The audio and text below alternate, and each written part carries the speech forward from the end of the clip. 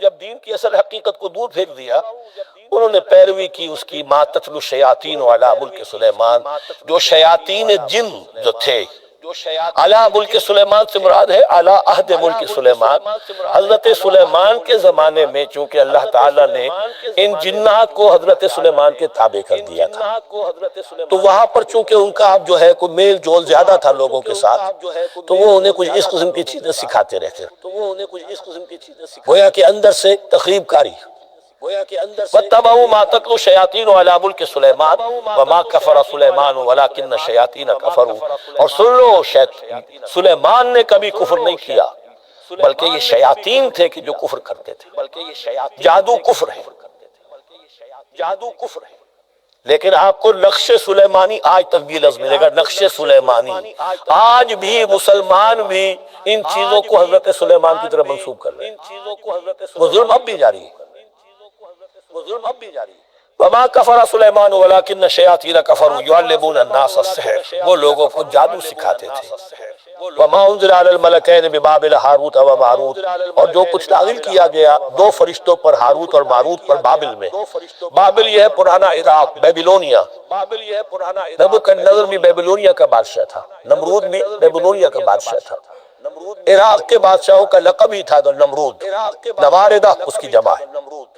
تو حضرت سلیمان کی حکومت جب تھی تو وہاں پر یہ لوگ جنات جو ہے وہ اس قسم کی تخریب کاری کر رہے تھے، تو اللہ تعالیٰ نے آخری آزمائش کے لیے دو فرشتوں کو زمین پر اتارا، اور وہ انسانی شکل میں لوگوں کو جادو سکھاتے تھے، بتاتے بھی جاتے تھے دیکھو جادو کفر ہے، ہم سے مت سیکھو، لیکن اس کے باوجود لوگ سیکھتے تھے،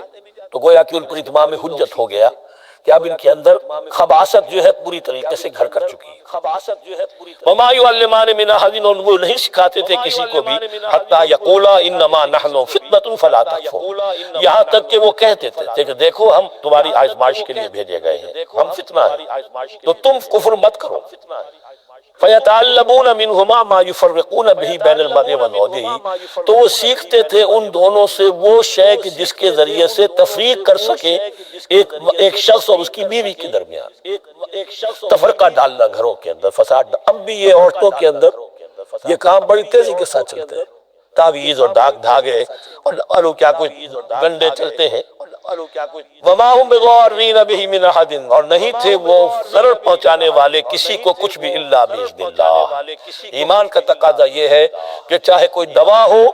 وہ بھی باذن رب کام کرے گی، ورنہ نہیں۔ کوئی اور اسباب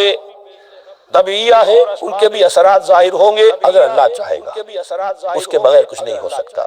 جادو کا بھی اثر ہوگا تو اللہ کے اذن سے، تو بندہ مومن کو ڈٹے رہنا چاہیے اور مقابلہ کرنا چاہیے۔ وما هم بضارین بہ من احد الا باذن اللہ ویتعلمون ما یضرهم ولا ينفعهم، اور وہ سیکھتے تھے ان سے وہ چیزیں جو ان کے لیے مضرت بخش تھی، ضرر پہنچانے والی اور انہیں نفع نہیں پہنچاتی تھی۔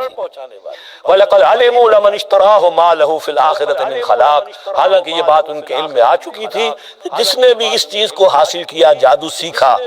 اس کا پھر آخرت میں کوئی حصہ نہیں ہے۔